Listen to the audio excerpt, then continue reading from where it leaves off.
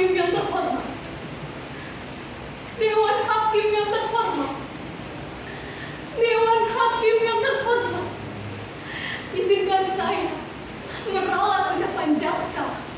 Apapun yang akan saya katakan adalah hitam putih diri saya, merah biru abu-abu saya, belang-belang dan gelap cahaya diri saya. Saya, Ahmad, menjadi babu, buru dan budak sudah menjadi pilihan hidup saya. Bertahun-tahun saya menjilati kaki orang, hidup dan merangkak di bawah kaki orang. Bertahun-tahun saya tahan mulut saya lipat lidah saya agar saya tidak berbicara. Karena berbicara berarti sebuah bencana. Saya terlalu takut berbicara untuk membela diri saya yang sudah dianggap hina. Sebagai rakyat kecil, saya hanya bisa dibungkam dan tak berani mengeluarkan sepatah kata. Jadi tolong Dewan Hakim yang terhormat, kali ini izinkan saya untuk mendongakkan kepala dan berbicara. Jangan ditanya dan jangan dipotong.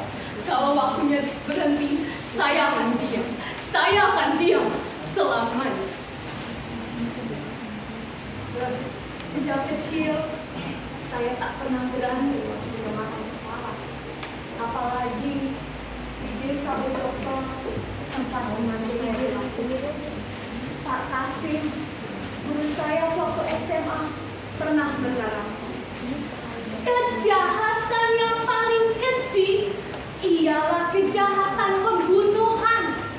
Mereka yang berani mengambil nyawa orang lain adalah contoh dari manusia biadab. Bapaknya mulai gitu kan, seorang pembunuh. Oh iyo, tanya, kamu jangan dekat-dekat sama dia. Nanti kamu diapa-apakan. Yang mau dia. Kata siapa bapak saya seorang pembunuh? Kata siapa bapak saya seorang pembunuh? Bapak saya bukan seorang pembunuh. Bapak saya bukan seorang pembunuh. Pak Hakim, kalau memang benar bapak saya seorang pembunuh, lantas apa ya saya yang harus menanggung dosa itu selamanya?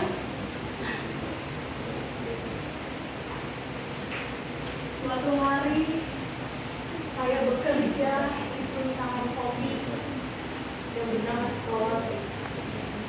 Lalu, dari hasil bekerja itu, saya berkenalan dengan seorang lelaki yang kemudian saya jatuh hati. Lelaki itu namanya Mas Denny. Dia seorang polisi. Cinta kami semakin bersemi. Karena kalau saya tahu, ternyata Mas Denny juga menaruh hati. Hati saya rasanya seperti melambung tinggi.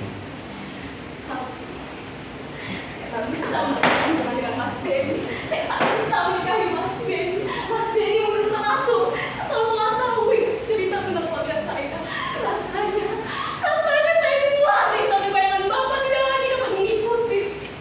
Lalu dengan beratana seorang calo, saya menerapkan menjadi seorang PKW.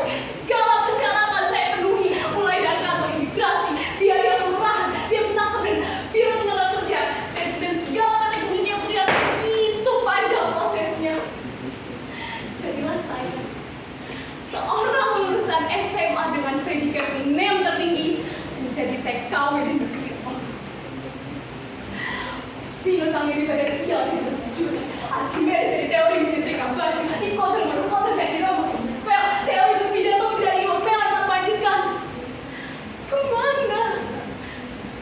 Mana cerita Pak Kasim yang bilang bahwa pribadi bangsa Indonesia adalah pribadi yang adiluhung, ramah tamah keluarga dan gotong royong? Mana? Ternyata semua bisa dibeli dengan uang. Semua bisa dibeli dengan uang. Apa ini negeri kita? Hukum yang menindas kami para rakyat kecil.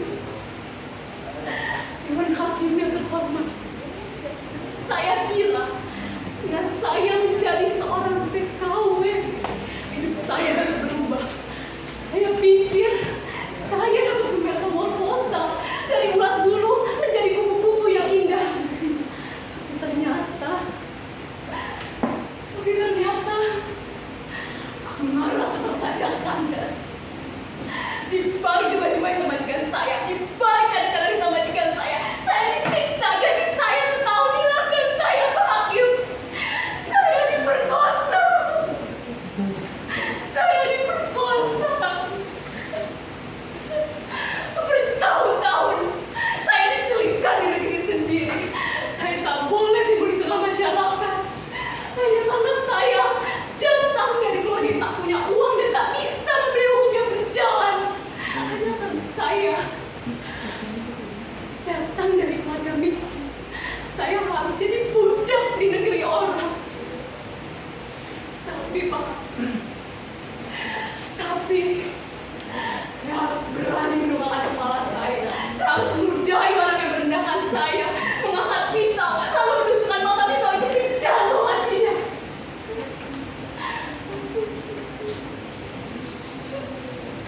Majikan itu, saya bodoh.